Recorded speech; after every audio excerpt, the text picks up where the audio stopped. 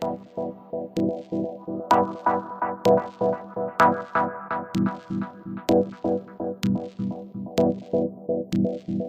hello everyone. You are listening to the Blockchain Socialist podcast, and I have probably, I think, one of the most inspiring writers for me in blockchain world. I reference his work a lot, and I haven't had him on the podcast until now. So I'm very excited to have Nathan Schneider on. So hi, Nathan. How are you? Good. It's so good to be here. I'm an avid listener. It's really good to participate. Yeah, which I'm super honored that you find that you would even listen to the podcast. But in case people don't know you, you're one of the, one of the more prominent thinkers and writers and academics about cooperativism. And you were a journalist during the Occupy Wall Street movement. And you've been, more recently been really interested in cryptocurrency, or have been involved also as well in its development in certain ways. So I was wondering if we can start off just to recount a bit the way that you first started looking into cryptocurrency, how you came across it. So I know it's a fairly interesting story, and it was part of the early history of Ethereum, from what I understand. Yeah, for me, it was while I was on a book tour for my book about Occupy Wall Street. It's called Thank You, Anarchy. And I was doing the stop in San Francisco where I was doing an event with Rebecca Solnit. And the afternoon before the event, an old friend said he wanted to meet up, wanted to share something that he was working on and exploring. And so we met in this strange kind of Veterans for Peace pop-up cafe in San Francisco. And he started telling me about this white paper that just come out. And this is one of these people who's always a few light years ahead of everybody else. And in terms of both time and distance and everything, and for better or worse, and started describing the Ethereum white paper that he'd started getting involved in. His name is Joel Dietz. He was a early MetaMask developer, for instance, and at that time, what he was describing, and then what I eventually read in the white paper myself, was an answer to a question that I had been really wrestling with, which was in the 2001 uprisings around the world, of which Occupy was just one, just a kind of U.S. manifestation. There had been all this powerful democratic experimentation in the streets, in these occupied spaces. And I had gone through that year feeling, wow, there is an incredible craving for deepening democracy among young people today. This was 10 years ago.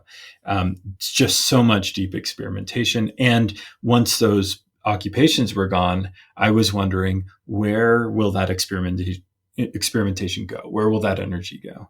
And I had been beginning my work in cooperatives. I saw some of those people from those protests going into the cooperative movement, and that ended up becoming a major, major focus of mine. But when I read about this and heard about this technology, it seemed like, oh, this could also be a space of that kind of experimentation. It doesn't have to be. It's got all those dystopian possibilities in it too. It could also be the tool of the Antichrist, or whatever you want to call it. But wow, you could also build your new democratic possibilities in code here, and not have to wait for governments or other kinds of institutions to catch up. This was clear in 2014 for you. So January 2014. So this was, the white paper had just come out, was just starting to circulate.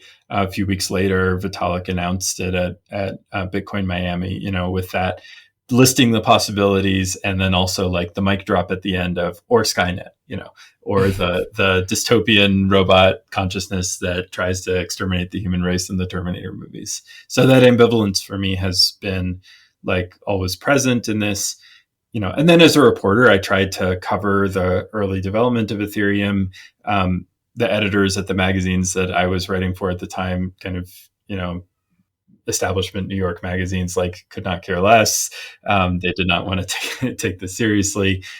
So I just kind of kept following it on my own.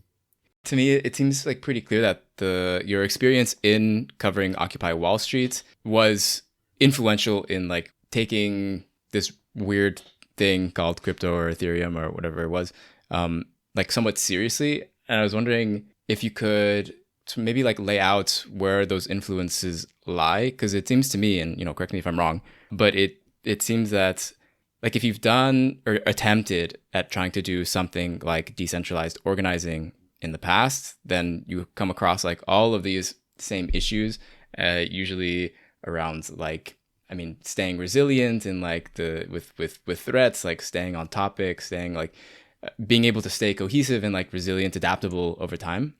And I guess a decentralized infrastructure like a blockchain is something that sounds appealing when you've like seen those failures happen. In very specific ways. So, this is something that I've been wrestling with in the years since 2011, and many others have been. I think the best analysis of it is in Zeynep Tufekci's book, Twitter and Tear Gas. But it is the question of why is it that these massive uprisings, these massive outpourings of democratic aspiration with, all the latest social media technologies and decentralized organizing and so forth, produced close to nothing. And in many cases actually produced, brutal civil wars, brutal conflicts, and worse authoritarian outcomes than we started with. And that is, I think Occupy accomplished a lot in terms of network building and vision casting and so forth. I stand by a lot of that, but I think we have to be honest about how social movements are not doing their jobs right now. And what Tufekci points to is this difference between signal and capacity. Social media enables movements that have this tremendous signal. They can spread their message. They can go viral all they want. But do they have the political capacity to back that up? And you saw this so clearly in Egypt, where like the young liberals, techie kind of middle class people, like in many respects became the face of Tahrir Square, though it had many, many more faces in it, including, for instance, the Muslim Brotherhood decided to get involved. And when Mubarak was deposed and an election was called, who won? Not the liberals, but the Muslim Brotherhood, because they had capacity. They had been building political power for decades under really adverse conditions. And so what is interesting to me too about what the blockchain introduced is it wasn't just an attempt to create a viral moment on a platform designed for advertising, but it was an ability to hold and govern assets, resources, potentially capacity. So that seemed to me like a really pivotal potential turning point there. Yeah. Then there's like there's a very easy jump, I think, from that to like, I guess, cooperatives, where there is a lot of they're both organizations, like whether it's a political one or not, cooperatives need to know how to organize in a decentralized fashion. And it's a little bit of a safer type of area to play in than it is if you are like a political organization trying to overthrow the Egyptian president or whatever. So I imagine, like, is that how you started making these connections as well? Well, the cooperative movement, I think, is interesting in part because of its role in so many resistance movements. I mean, going back to, you can think of it goes way back for many, many centuries, but, Gandhi would talk about like the constructive program, which was basically like village level cooperatives, as being 90% of his strategy. 10% was just that resistance stuff. Even the early like English cooperative movement in the 19th century was really an outgrowth of the Chartist movement, which was an effort to win the vote for working class people. It was really a kind of a demonstration project for that political program. The civil rights movement in the U.S. full of cooperatives.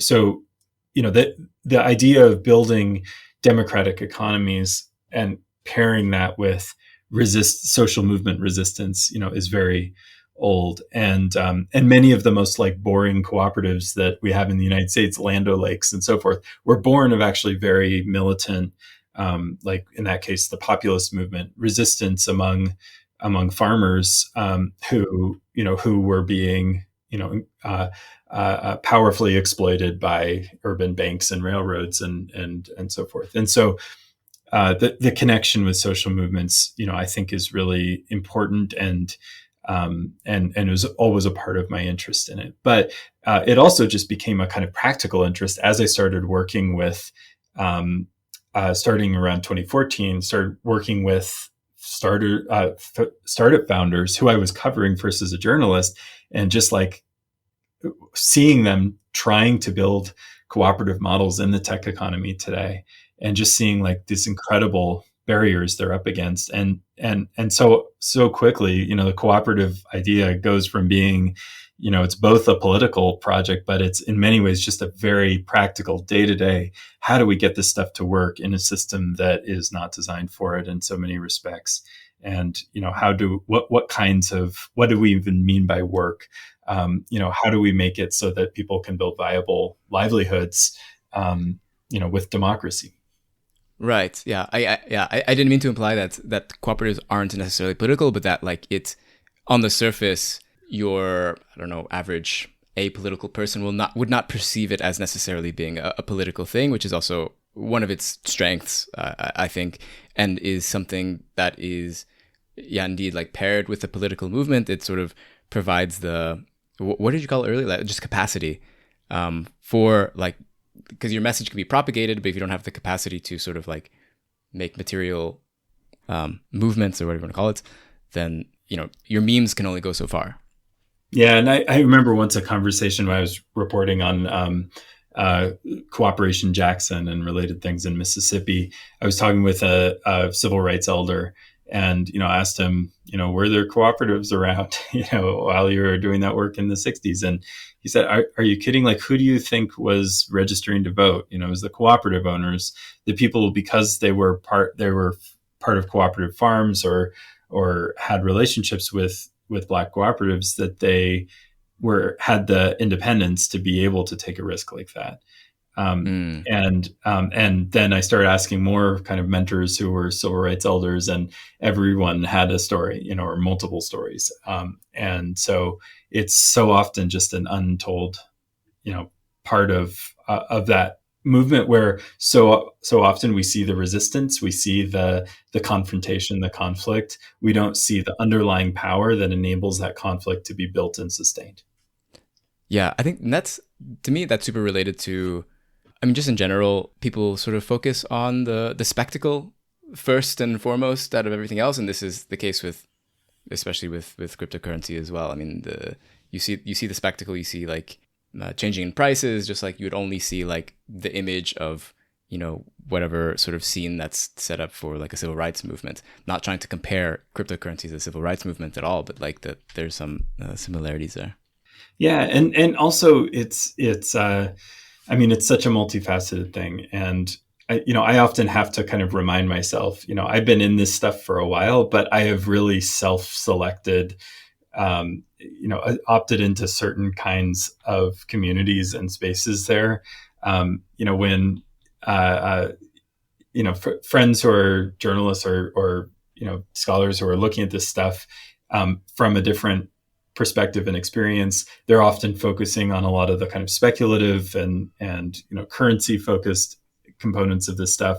And my first response is, oh, but don't you understand that's not all of it? Like there's this other, there are these like, there are these more pro-social things going on. But then I have to remind myself, I'm really looking at just a tiny subset. It's such a vast thing. And, I've been trying to temper my hope for some of what's going on here, and some of what, initially got me interested, with this recognition that, wow, we're up against a lot if we're trying to develop these kind of pro-social, pro-human outcomes, as opposed to, this, what is kind of a beast of right. Speculation and potential kind of world destroying power.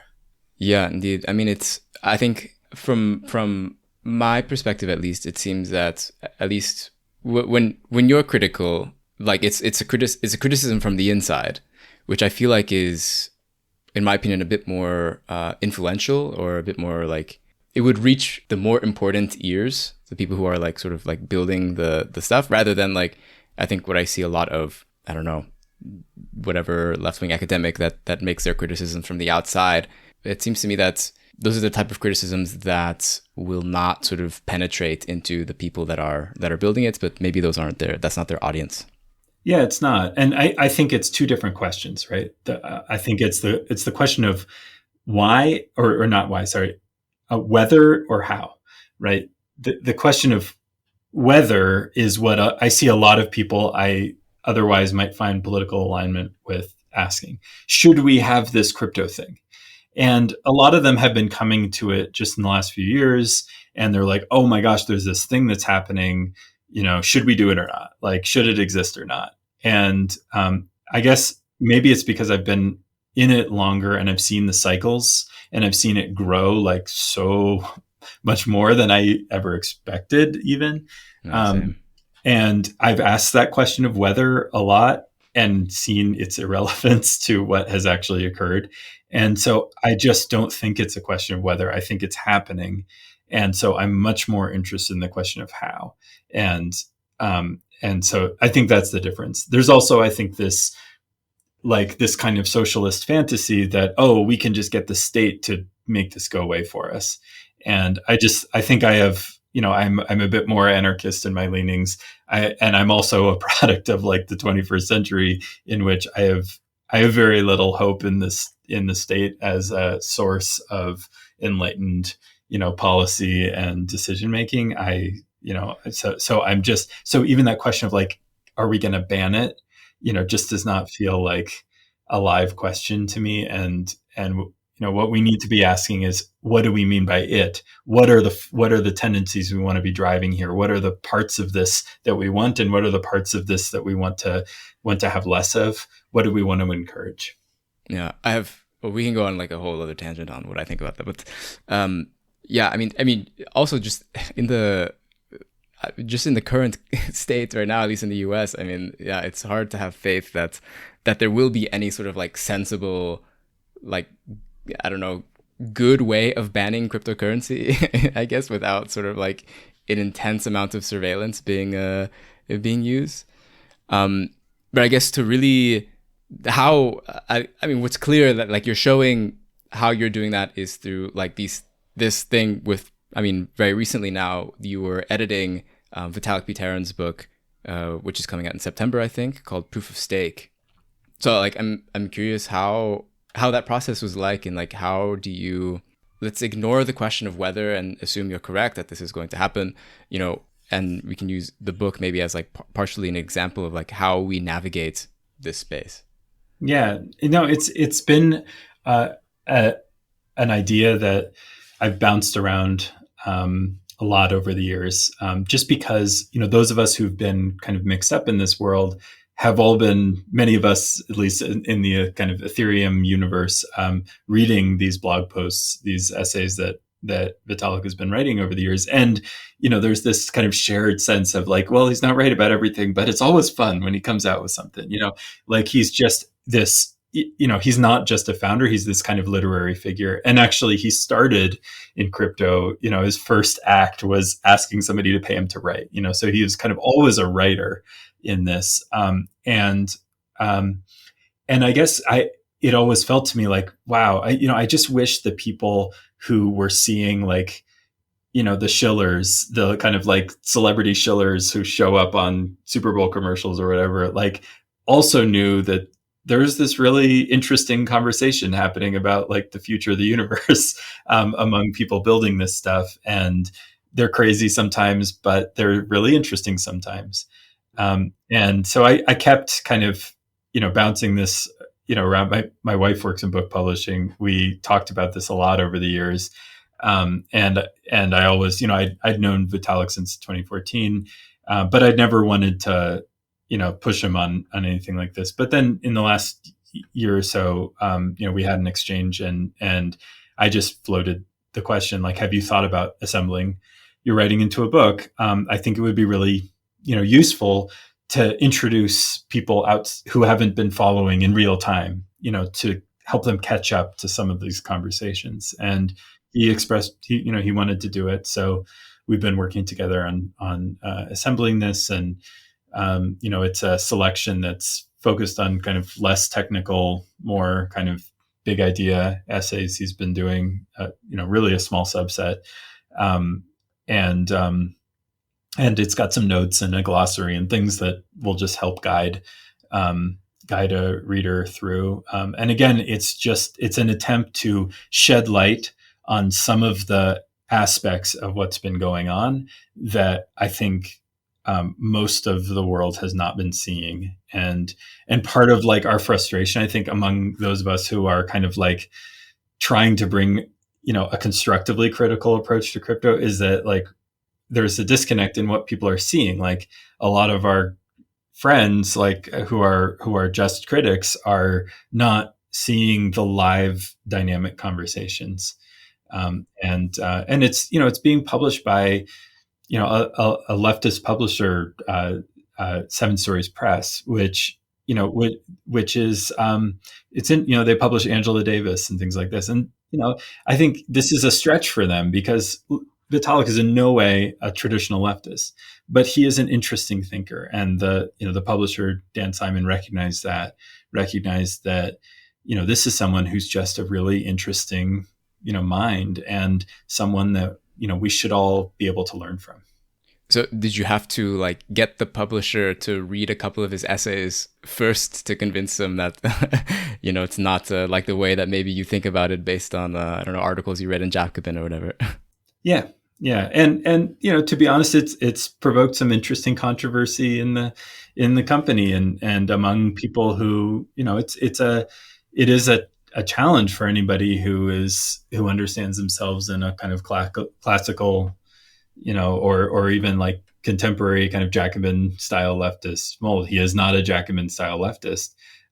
But, I think the way he asks questions and approaches the challenge, he is radical and he is also learning and developing. And to me, that's been the most exciting part of the process, is like seeing that development unfold. And it doesn't necessarily mean it's like a clear political position, but it reflects, I think, a wider maturing of the space he's in. This development from the sense of like, we are reinventing everything and we have nothing to learn from anything that went before, to, and everything can be fixed with economics and so forth, to now we're talking about like, what can we learn from cooperatives and other forms of collective organization? And we need soul-bound tokens, and we need personhood, and we need, to counteract plutocracy and these sorts of things. So, his evolution is in some respects reflective of a much broader one underway. Yeah, absolutely. I have definitely noticed sort of, I mean, in general, the crypto space, but with Vitalik in particular, just how he writes and how he reasons things. And I think what I do appreciate with him is that he is open about, like, I have read some pieces where or like at least some tweets or something where like, he says like, I used to think this and now I think this, or like that's, he's open about his evolution, that he's not, he's like almost like an I don't want to say anti-Satoshi, but like the way that people perceive, like in the Bitcoin maximalist community, that's, what Satoshi said on this one forum post is sort of like the word of God type of thing. It's a much more adaptable sort of approach. It's a fundamental difference, and it's a fundamental political question, right? Yeah. Do we and it comes down to, do we trust ourselves? Do we trust human beings? Do we want to build a framework for trusting human beings, or do we want to build a framework against trusting human beings? And it goes back to old debates about, where I was talking about the populists earlier, those early agricultural cooperativists, their core issue was about money, was about, the gold standard, and the bankers in New York were trying to protect this gold standard that worked for them. And And the farmers out in the West wanted more flexible money supply. They wanted a political money supply. They wanted public banks. They wanted the ability to say, okay, we have a social goal. Let's build the economy around that, rather than we have a fixed, like, fake constraint that we're going to build and nobody can ever change it, because that helps protect wealth in certain ways. And it's not an easy question. There are arguments on all different kinds of sides, but I think it does come down to to a fundamental issue of, are we going to trust ourselves with politics? And even looking at, like, the kind of defining moment of Ethereum around the DAO hack was an example of that. Like, do we care enough about the future of this thing to actually intervene as human beings and say, no, we're going to change something about this? And the consequences were complex and interesting about that change. But essentially, the community decided we are going to make a radical change in order to protect our shared project, rather than we're going to value, the constraints of code above all else. And as a result of that, I think it kind of set that culture a bit more toward that possibility of politics, even when coming from a very kind of libertarian orientation in many respects. Yeah, I kind of think, I feel that the DAO hack was probably, like, the best thing that could have happened for Ethereum in my view, in that it sort of shook out a lot of the more, let's say, conservative people who are generally just more right-wing and conservative sort of left Ethereum because of the choice, because they did not adhere to this code is law, like, type of thinking. But there is still, it was sort of like the very right-wing libertarians versus the slightly nuanced libertarians a bit.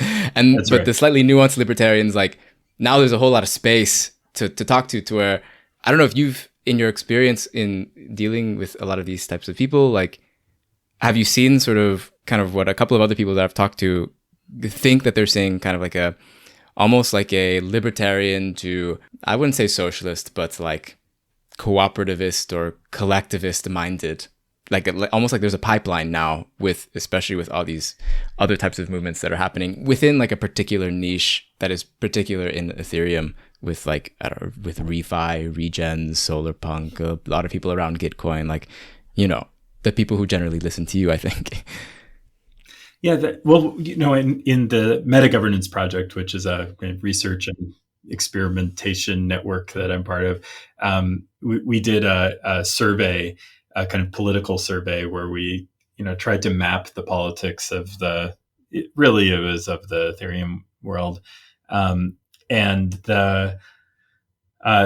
we really tried to identify what are kind of different positions people are holding. And, a lot of them are not really directly mappable to, previous political positions. And, I appreciate that.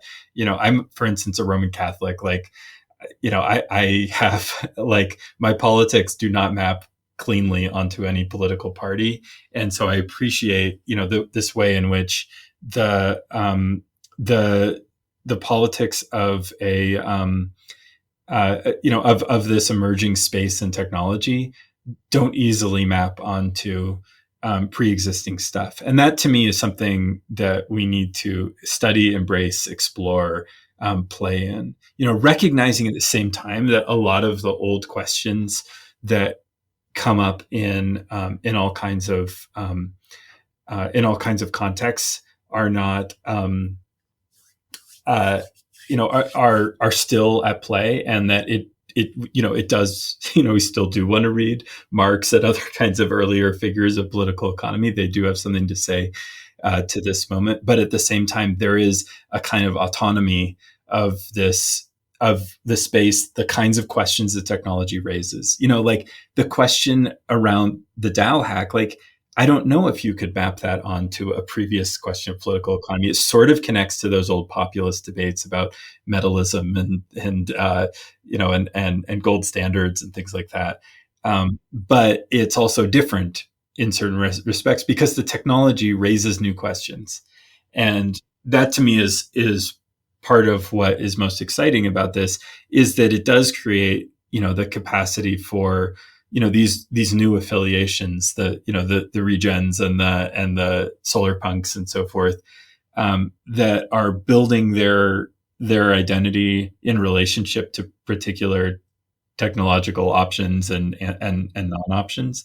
But at the same time, I'm trying to kind of walk a line in, on the one hand, really appreciating the energy and the and the newness that they bring, that sense of, oh, we can really do this, that kind of spirit of possibility that a new technology and community affords, while also recognizing, like, we also did try this over and over and over for decades, and we were stopped by corporate and, consolidated and fascist power, and those things are still present among us. And let's recognize how hard this is going to be and make sure we're prepared for that.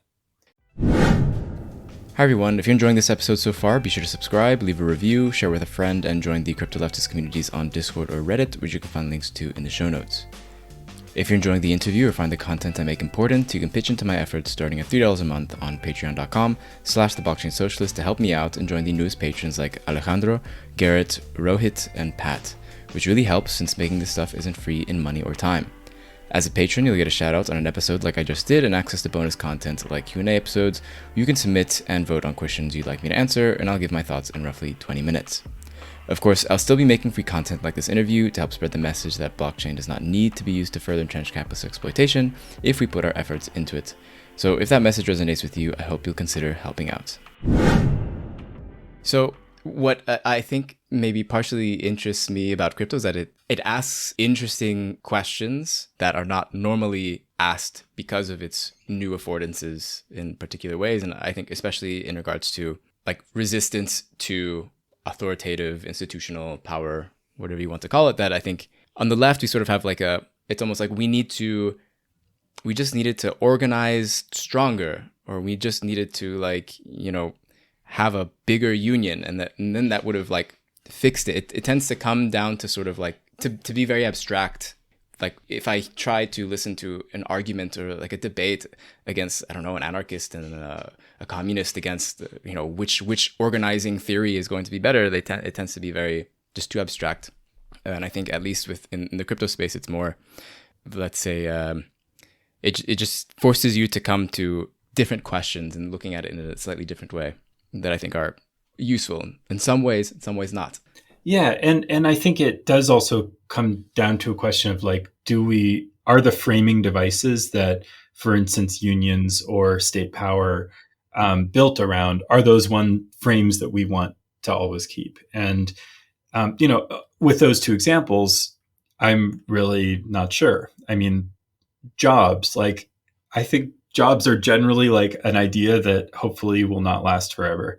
The idea of fixed employment and subjugation to an employer, and unions are an important intervention in that context. I'm helping to organize the union here on my campus. I'm very pro union where there are jobs, but ultimately I would love a world in which people are less attached to particular employment and are able to meet their needs in other ways and have more free time and all that sort of thing. So I'm not sure I want to keep that frame. And the 1938, legal structure around unions, as someone who's kind of has cooperativist anarchist orientations, that deal threw us under the bus. It set up an arrangement where unions would forever be in conflict with capital, not the earlier ambition of the Knights of Labor and the IWW and so forth to actually replace capital with labor, and to fundamentally change the arrangement. Same with state power.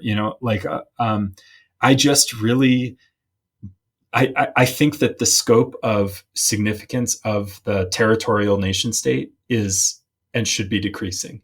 In a world where we're more connected across geography, we don't need to organize so much of our lives around the geographic borders in which we happen to exist. And these nation states have become incredibly dangerous institutions, reinforcing these incredibly dangerous borders, wielding violence at incredible scales to hold on to their power. And I think there is a space for territorial nation states to operate things like roads and physical infrastructure, but I don't think they need to be governing a lot of the things that are actually really important to us: climate change, global networks, moderation on social networks. These are things that we need new jurisdictions for.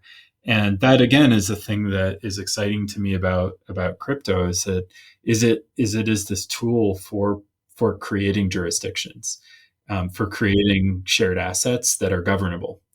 And that is a big, step from, for instance, Web 2, which, ultimately with Web 2, and this is something I've explored historically very deeply, is that every time democratic experiments would come up, ultimately you'd come to this hard physical problem.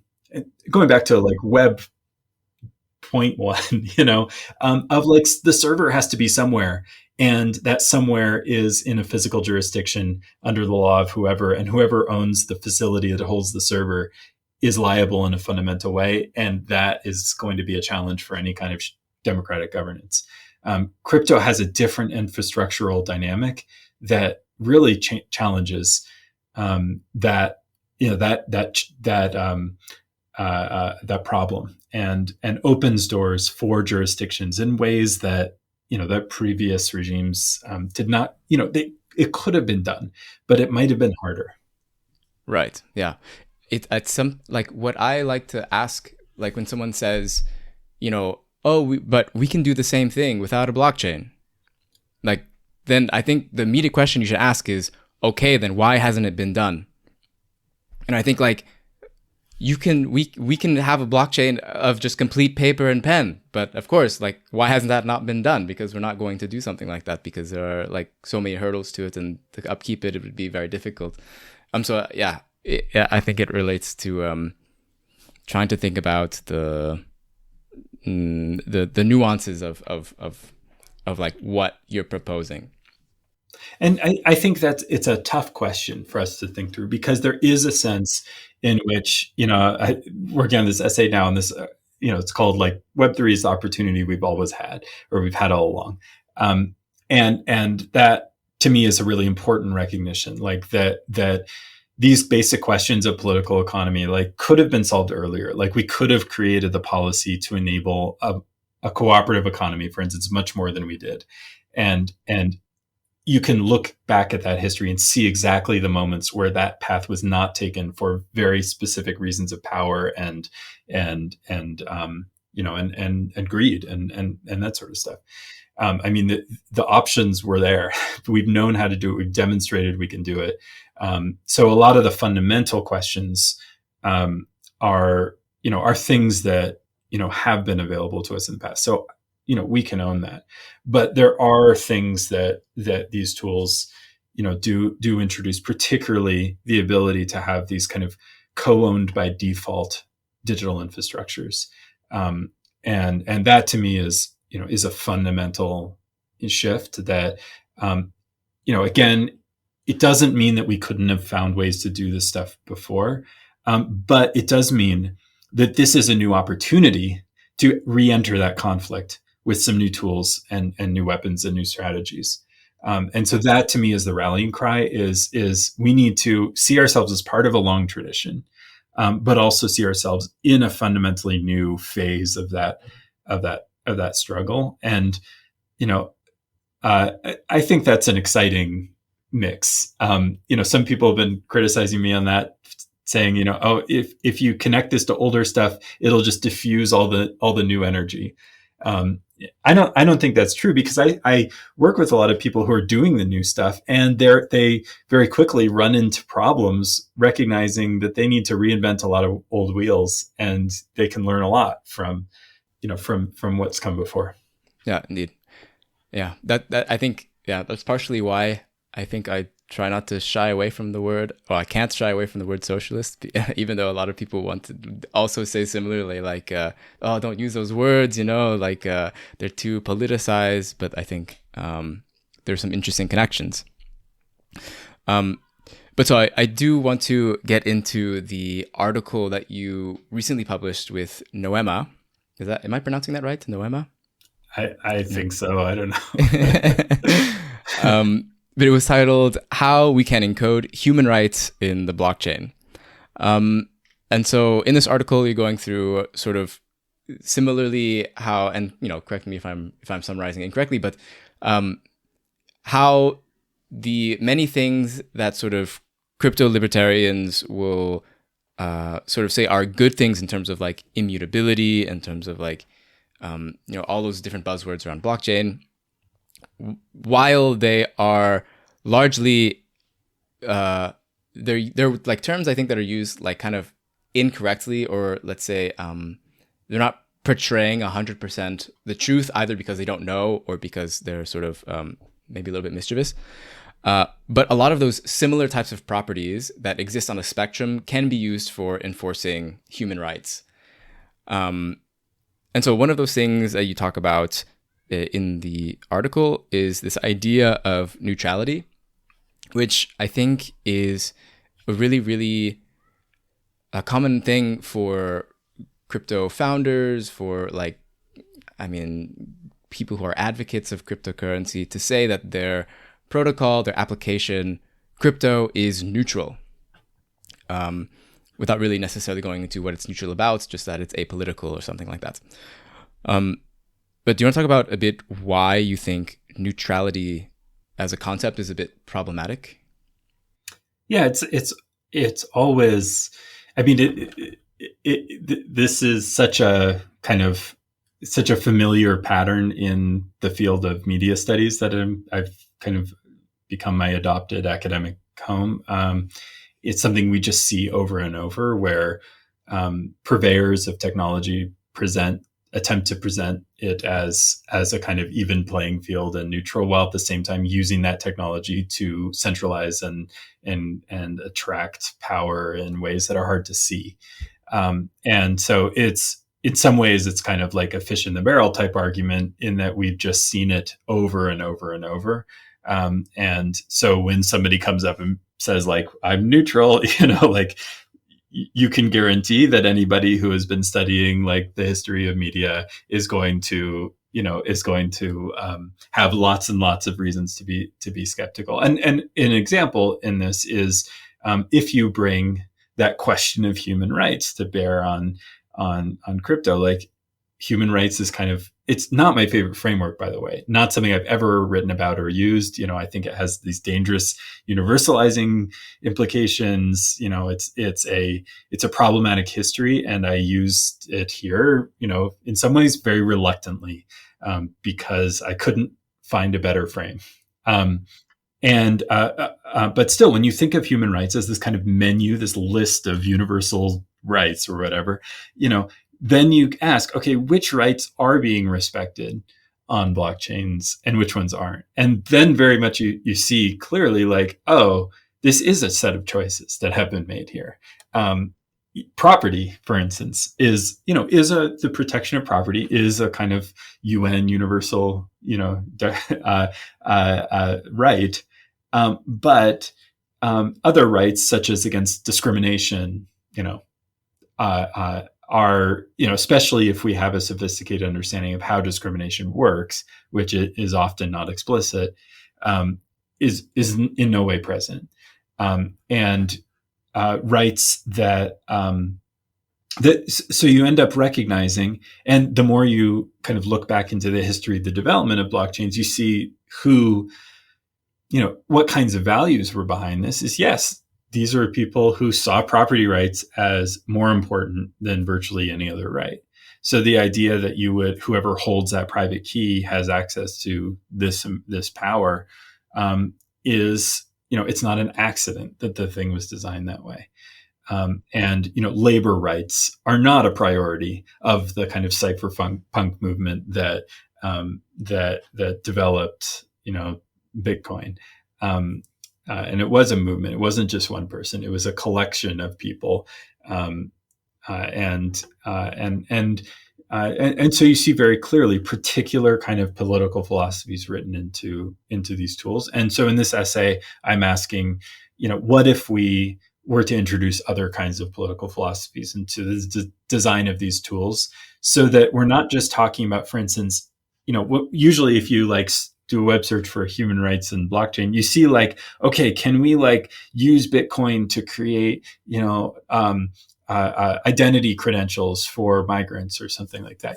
Can we use this tool as it is and apply it to human rights applications? Now, what I'm interested in is, can we rethink the design of these protocols themselves in ways that encode a richer view of human rights, that are more intentional about the kinds of rights that we want to consider and enable, and also with it as an argument that this is going to happen, or this there's a lot pointing toward this happening.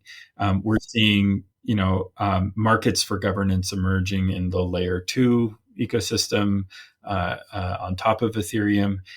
We're seeing increasingly other kind of alternative layer 1s introducing proto rights into what they're doing, or protections, for instance, environmental protections. So it seems to me like this conversation is already kind of overdue. And finally, I was really motivated by this because I've been working on governance from a perspective of people making collective decisions. And there's a lot of that in crypto, right? And that's what a lot of people mean by governance, is token voting. But in conversations, particularly with Rebecca McKinnon and some others, Rebecca McKinnon wrote this fabulous article about what crypto should learn from Web 2 about human rights, which is basically start thinking now. Don't wait for the Rohingya massacre.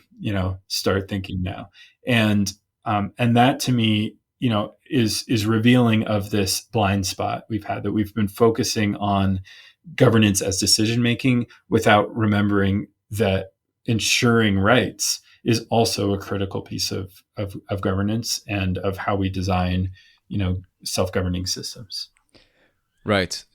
So in the piece, you describe definitely a dystopian world in the beginning, which I don't know if you've ever read the book, but it sounds very similar to the book Demon by Daniel Suarez, which I've read that Vitalik said was one of the influences for him on DAOs, which is it's a little bit scary. I don't think he meant it in necessarily a scary way, but the book is not utopian. It describes sort of this thing called the Demon, which is sort of this computer program all around the world that is basically killing people in different ways that this super smart computer scientist had built. Kind of it is a decentralized autonomous system that is killing people because it wants to change the world in his image. But yeah, I mean, how do we prevent this type of future, do you think? Because I think one of the issues I see is that in recent memory, it's sort of difficult for people to think of a time when something dystopian didn't become so. It seems every time we think about technology just in the past 20 years-ish or more, we're definitely in a more, let's say, pessimistic swing, it feels like. Whereas, I mean, maybe I think people, used to, and also a lot of them still do, just conflate the progression of technology with progressive politics. But yeah, sometimes it feels like a self-fulfilling prophecy sometimes, because then if you're pessimistic about it, you sort of do nothing about it at the same time.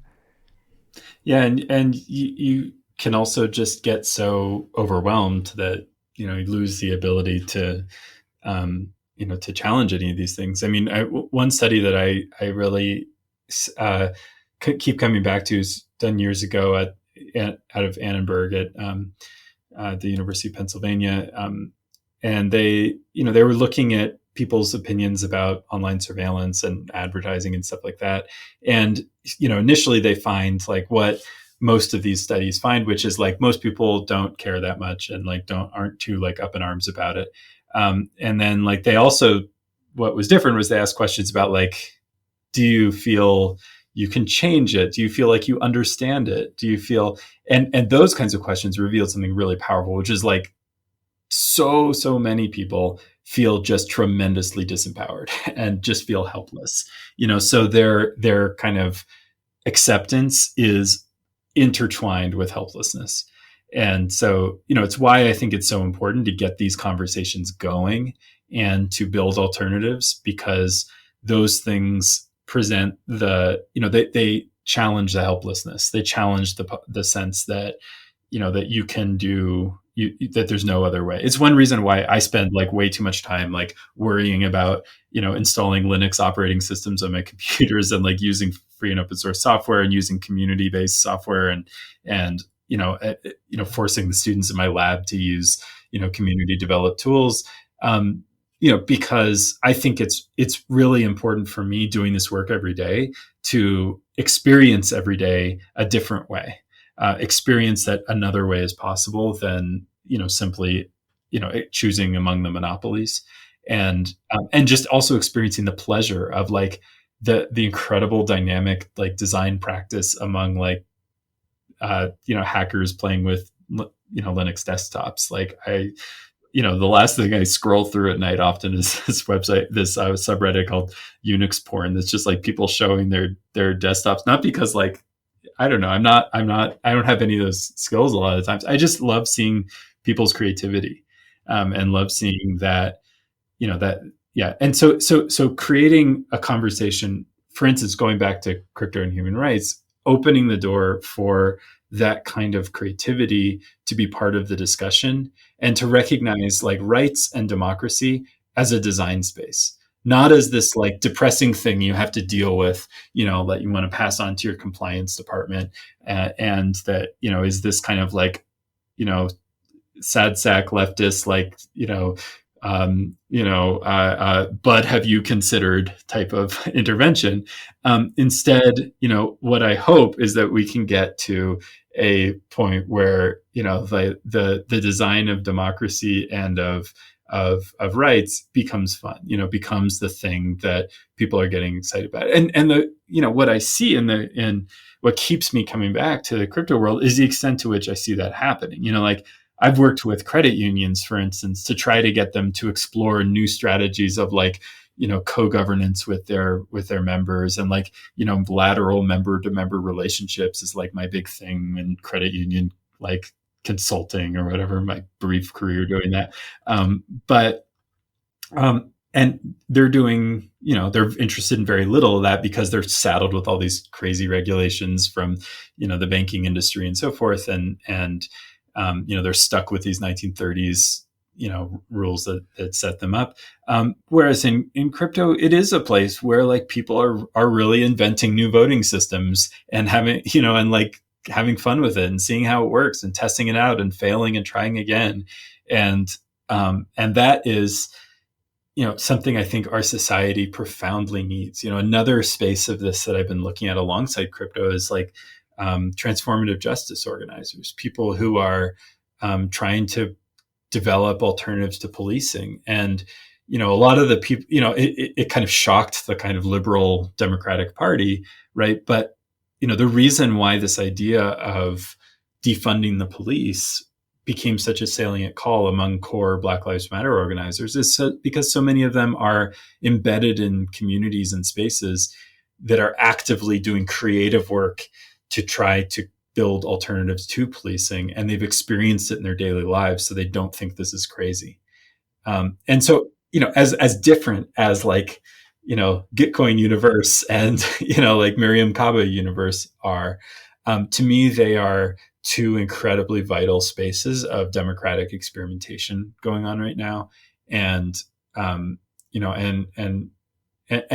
what they have in common is that sense that democracy as a design space is a place for creativity and for adaptation, not, a fixed thing, that we, simply adopt or don't. Yeah, because I think in general, like I can kind of sympathize with why some people are, let's say, annoyed with democracy or don't think that democracy maybe even works, because their conception of democracy is just, voting every 4 years or whatever, or for their in their local elections, which obviously don't work to the extent that they could be working. But I think when you're only presented with the one option of, the country that you live in or whatever, and it's shit, then you're going to think it's all shit. Yeah, and it's a real danger of identifying, when you have like Biden being like, the democratic nations of the world, coming together, and it's like, okay, yeah, we do need to have the institutional power and have to, against authoritarianism, but we also really need to to use a cliche, the best defense is offense. And I mean that not in a military sense, but in a sense that the best way to protect the future of democracy is to be constantly reinventing it. And that's something that, for all his, profound faults, for instance, that people like Thomas Jefferson, understood in certain respects that this had to be an ongoing practice and process. Benjamin Franklin, talked about this. And one thing too that I've been really trying to explore is the relationship with the past. Because our future possibilities are framed by the past. And I've been working on this concept of governance archaeology, of like, how do we relate to the past, to the governance of the past, recognizing that those people who created like the U.S. Constitution and its institutions, they were drawn. You look at Jefferson's library; it's full of all these classical texts. They were also drawing from the indigenous communities that they were in the process of trying to eliminate, and they were, but they were engaged in an extractive, destructive process that at the same time was learning from those. And I think the recent Graeber and Wengrow book, The Dawn of Everything, is a powerful account of that process,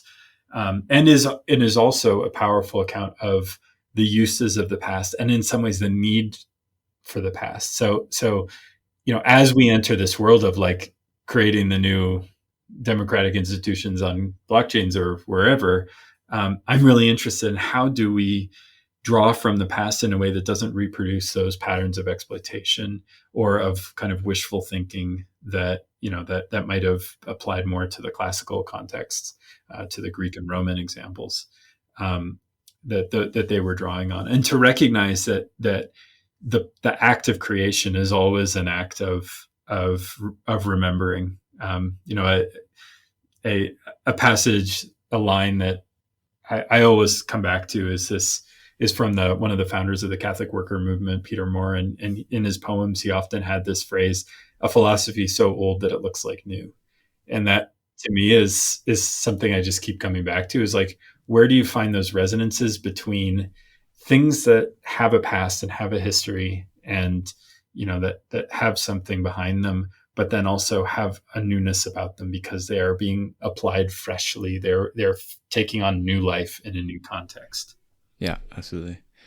I know you don't have so much time left, but I really want to ask this question because, well, I mean, in short, like, does instilling a system of human rights with teeth on blockchains, as you said in the piece, do you think that involves essentially two things on the top of my mind? One is identity, like a system of identity, and two, it also means the propagation of blockchains in our lives. I'm curious if you think that those two are requirements, or like, how do you feel about those? Those are, in some respects instrumental. I mean, currently the human rights regime is built around nation states, right? And the reason that's convenient is because they're, in certain respects, they imagine themselves as universal. They cover the whole world, and and so everyone is in some respects under one of their umbrellas. And then two, they have this often, this monopoly on violence, this ability to demand, and with that they have identity systems generally. So they have a lot of this infrastructure. And so to talk about human rights in a crypto context, the enforcement examples I envision in that essay do depend on like the relevant institutions being attached to those blockchains. So like the threat of removing a nation state from a blockchain is only threatening if that nation state, for instance, is using the blockchain to collect taxes, right? That it needs. And so that kind of adoption is real. But I mean, we've seen how sticky it can become. I mean, once people start collecting Bitcoin, suddenly like they're super excited about like building these huge like planet burning mining rigs because now they're invested in that system. And so and I think that's not too far off, and I think already we're seeing, I don't think we fully understand it, but in the current financial kind of debacle that seems to be underway, it does seem like crypto is interwoven with the rest of the financial system in ways that, we're still just kind of coming to understand, and that is probably going to deepen with time. So the interwovenness could be indirect as well. The question of identity, in many cases, yes, is very relevant to some of the enforcement cases I look at, not all of them. But at the same time, again, I think that identity question on blockchains is coming up for many, many more reasons. And so, people are finding all sorts of reasons that they need identity, and enforcing human rights is just one thing you can do with that. And it's the same with a lot of this other stuff, is that people are coming to these technologies for lots and lots of reasons. I just think it's really important that we fit human rights or related concerns into those reasons and into that logic. When we're talking about, for instance, a lot of crypto people lately are getting more confident about regulation in the US. I want to make sure that what we're doing there is not just about, protecting investors, but is about, protecting all of us from some of the worst abuses those investors can do upon us. And I'm worried that we're not getting enough of that. That as we're writing rules, whether they're at the level of policy regulation or at the level of actually writing protocols, we are having a full conversation about what we expect of these things, if they really do meet the ambition that so many people have stated for them. I mean, Vitalik is in this, we were talking about him earlier. He's in this for a kind of world transformation. A lot of these people are. And if they're serious, I think we need to really stress, this is not a toy anymore. This is something where we need to start making sure that these are at least as good and hopefully much better than, the current institutions for protecting people and ensuring, the possibilities of, human freedom and autonomy. Right. Yeah. It's been, to me, very surprising how quickly that's happened.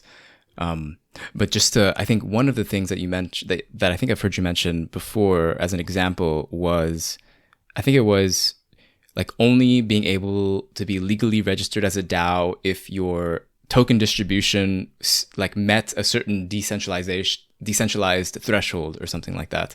It's like these more, I guess, almost like positive reinforcement type of thing, that if these are your ideals, let's hold you to those ideals.